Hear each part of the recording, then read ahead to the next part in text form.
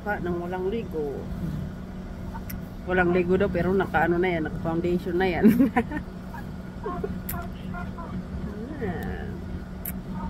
One hour, ano ba naman yun? Oh, ganda din siya daw. Alin? Nauto talaga ako. Kung magpasabog yan. Kahiya ta. Sabihin ko naman ikaw. Parang sa pito lang yung ano ko.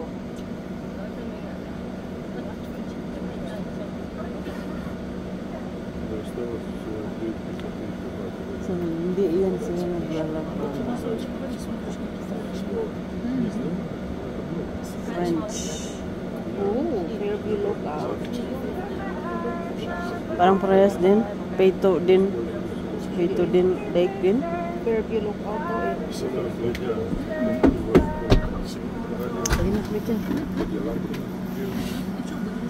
Alis na ang mga...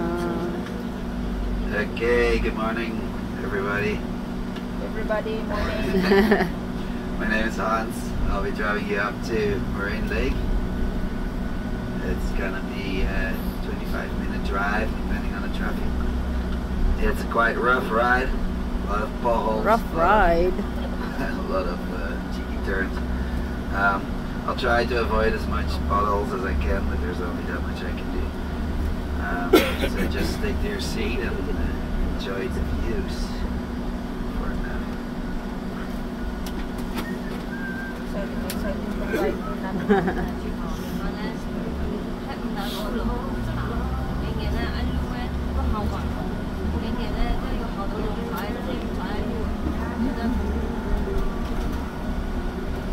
May ano kung pala o falls sa Marine Beach.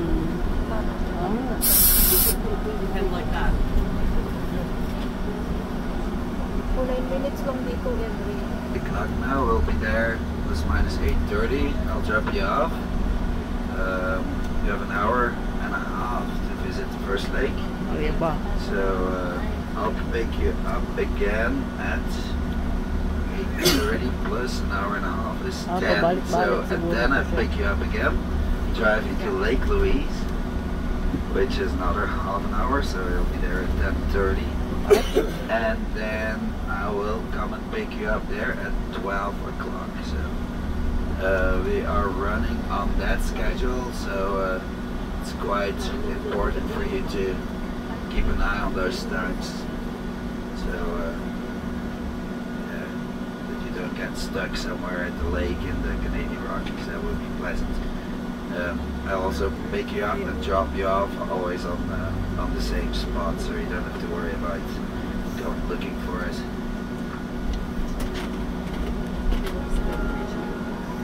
Here, why that turquoise color appears.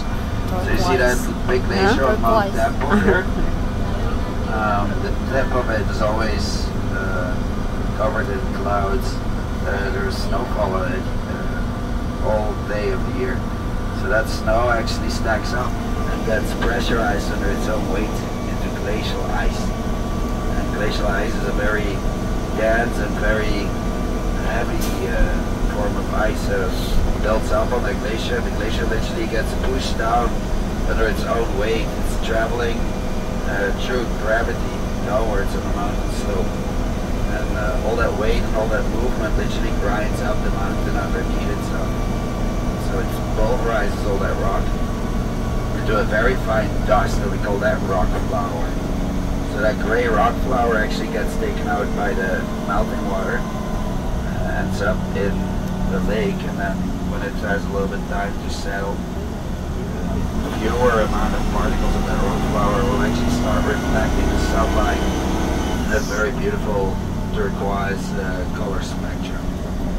I say color spectrum because every lake is different color-wise. So if you would take a shot out of every glacial lake around here, and put them aside, you'll see that there is a big difference in the colors. And that's just depending on which mineral the mountain was built on. So yeah, every lake is a little bit different. Now you can identify a glacial lake. tell more about how those glaciers actually shaped the Rocky Mountains around this once we get into the valley of the Death Peaks. First we have to get on that little moraine road, which is quite of a dodgy one, so trying to concentrate on the driving for a second. First we have to get in here. How many people are there? 38? No, 34 or something. Everyone has his park pass. Ready? Your turn. Scaring you. We have our passport. Don't worry. Empty bus, 38.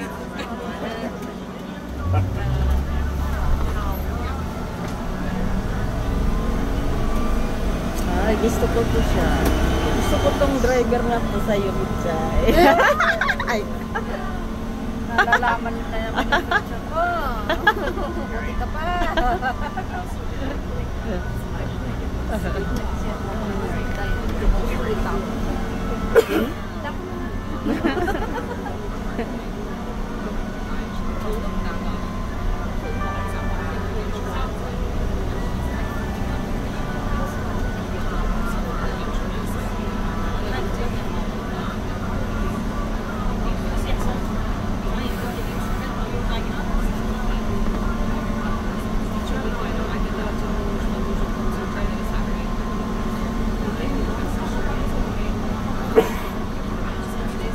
Bichay.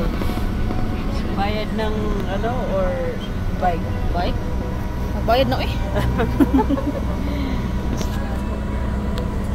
Saan tayo punta today, Day? Ito tayo sa Burenlay.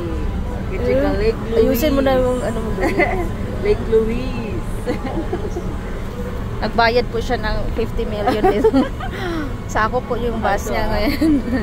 Mahal to daw.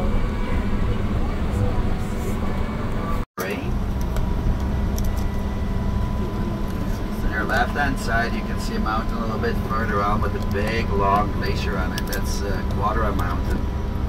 The glacier is Quadra Glacier. It provides the mountain water for the Constellation Lakes down below in the valley. Just to give you an idea about the dimensions of this area. So that glacier is up to 150 meters thick. When we pass these mountains, you can see it just looks like a thin crust of ice, but it's actually massive. There you see. Quadra Mountain is actually part of the Continental Divide, so forms a boundary. Nasa bus. Whoa, whoa, whoa. How do they get anywhere?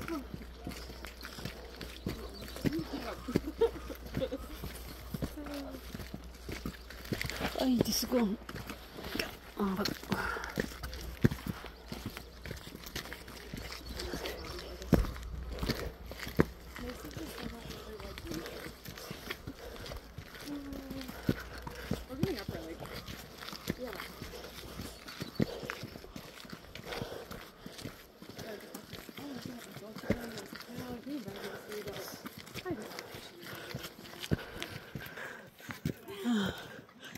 Grabe na ite.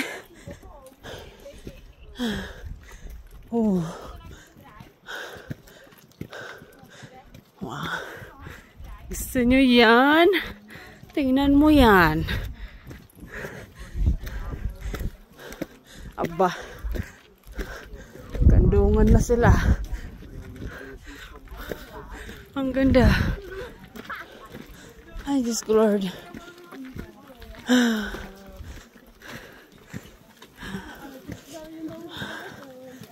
Wow. Diyan ka, oh, magtayo ka, tapos nakaano ka.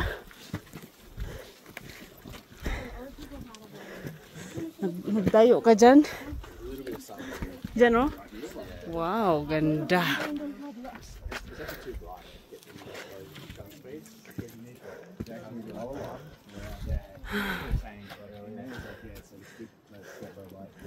Ang ganda.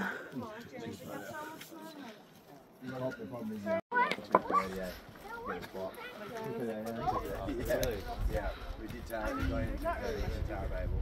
They did Lost Valley. And we kept that. Grabe, blue na blue. Yeah, already heaps of people. Iba tayo ng ano, posisyon. Nakita natin yung ano.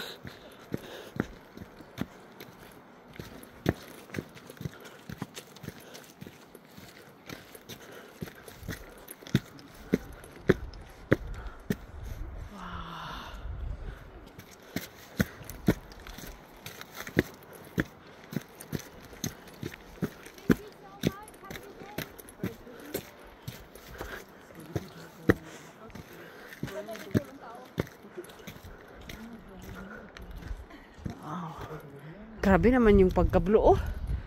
Over na over. Hi, squirrel. Oh, oh my God.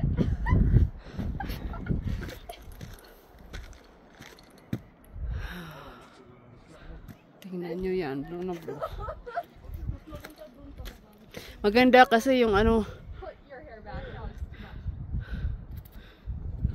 blue na blue.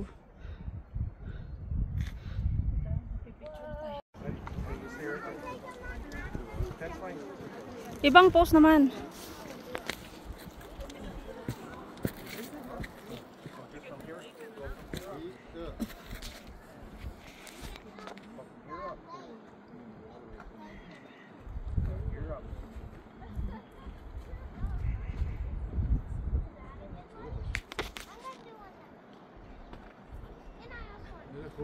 Ilagay mo nga yung kamay mo doon sa likod ganyan.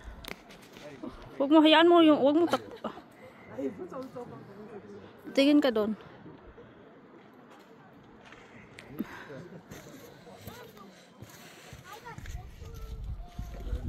Likod naman.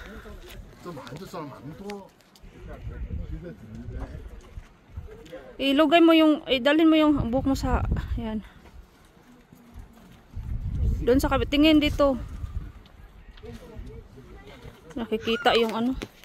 Nakikita yung mga kano. Doon ka nga banda, Day? Oo.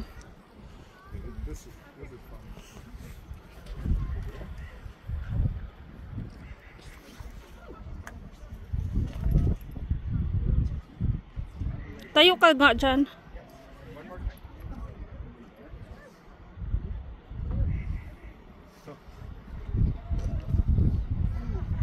Tayo ka dyan nga. Kasi mahangin para maano yung gown mo. Ha?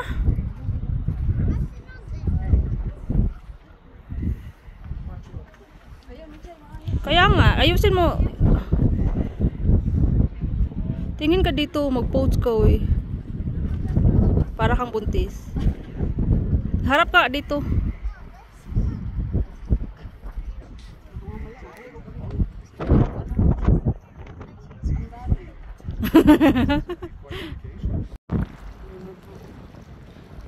Iwan ko kung makita mo yung blue.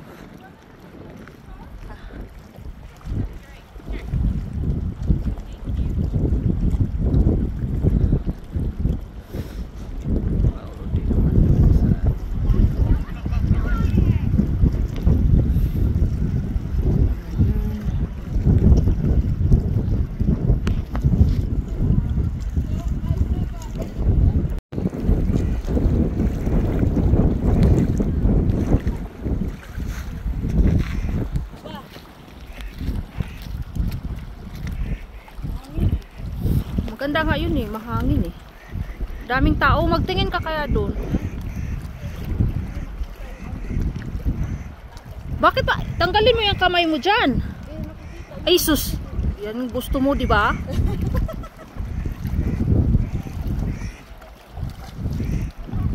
Daming tao.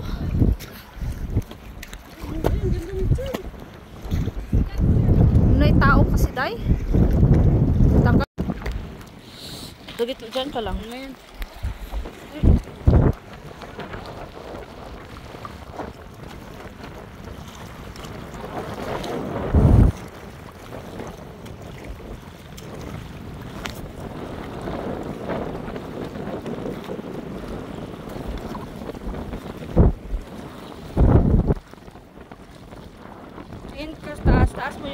Yan. Tingin doon. Yan. Okay. Balik po. Labas po. Okay, saglit lang. Sige ka lang dyan. Sige lang. Okay na daw. Propose mo siya ng post. Ayan, gusto mo yan. Okay. Itaas mo nga yung isang slit mo. Yung isa. Ipitan mo yung isa. Tapos hilahin mo yung musket. Yan. Yung paa, hindi. Yung isa. Yung isang paa mo. Ganyan. Tapos hilahin mo yung kurtina. Pataas. Pataas. Yan. Yan. I-straight mo yung paa mo. Ayan. Hilahin mo pa yung kurtina dahil. Yung legs mo. Kita mo yung legs.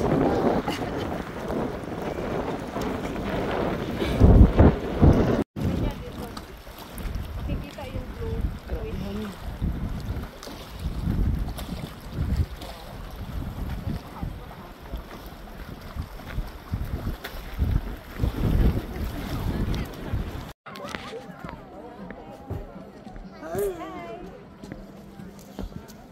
'Grabe naman yun.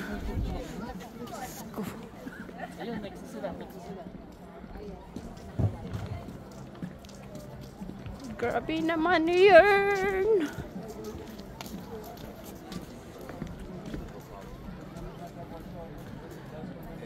$30 minutes. 155. Wow. Ha? Canada. Nagrerenta ng kano ang mga mayayaman. So the total for the half hour should be $162.75. You're welcome. Is Select that any. a Canada dollar? Yes. Correct. Yes.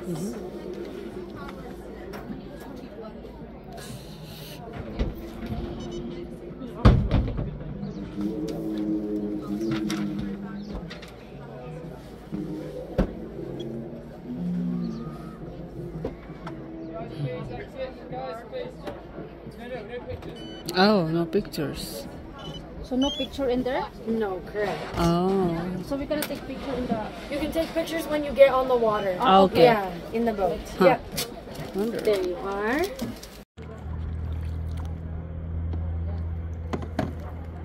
Yaman mo ah.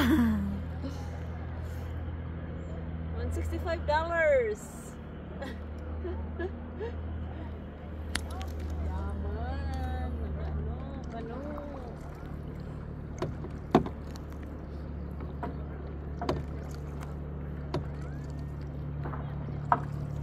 Ah, doon pala siguro yung overlook, oh. Doon. Yan, oh. Lake Louise. Uy, may araw. Maganda.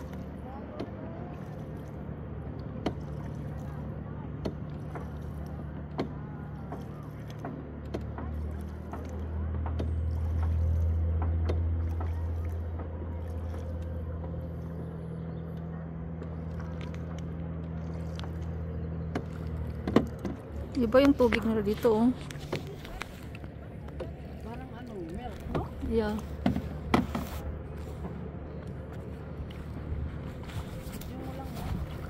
Mm-mm.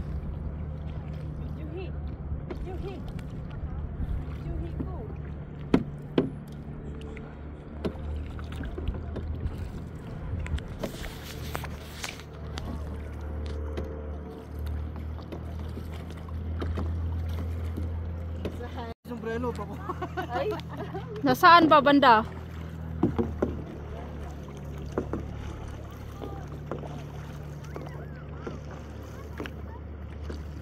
Paddle ka naman konti. Ay.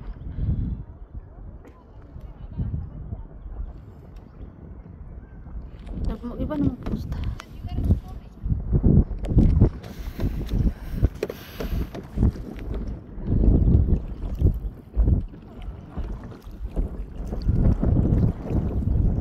Galing ng driver, oh.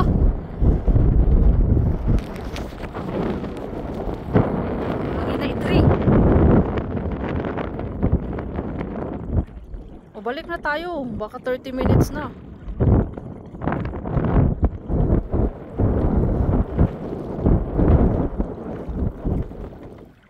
Oo.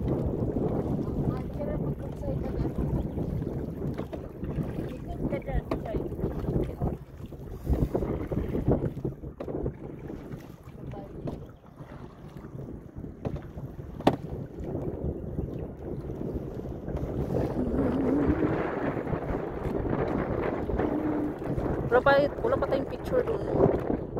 Picture pa tayo. Alas 12 pa. 10:46 pa daw eh. Malay ko. Maarte masyaraw.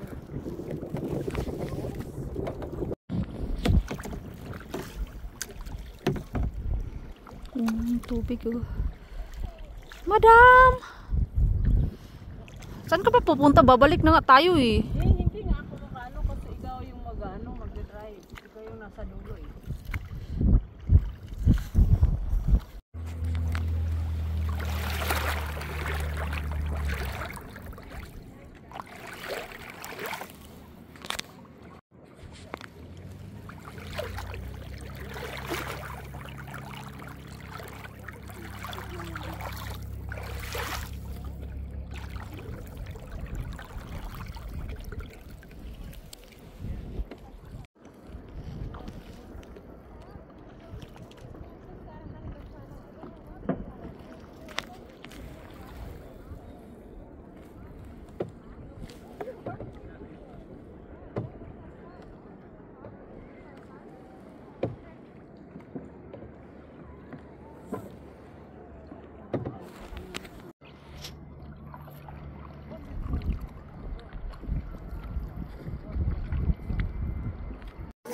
Dami tao.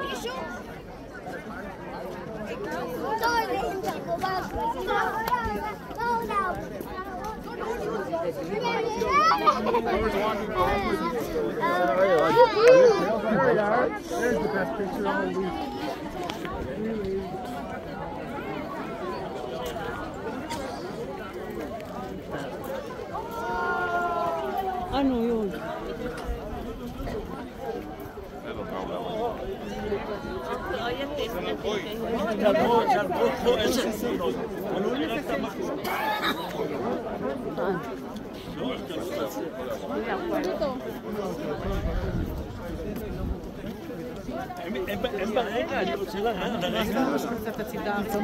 עוד הפעם אני בא לצלם אתכם ולי לא גאה. צריך לעשות תמונות... Maaga tayo masyado eh. Wala pa yung parking natin. Andun eh. Ay, wala pa yung ano nga. Oo, mag-upo tayo. Anong gagawin natin dyan? Magkain ako. Saan tayo? Ha? Ano? Ano? Ha? Ano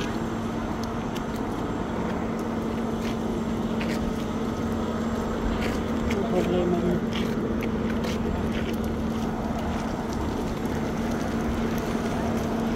Gutom na.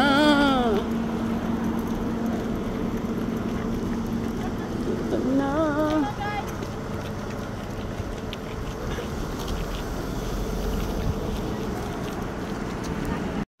Hihintay ng bus at kumakain.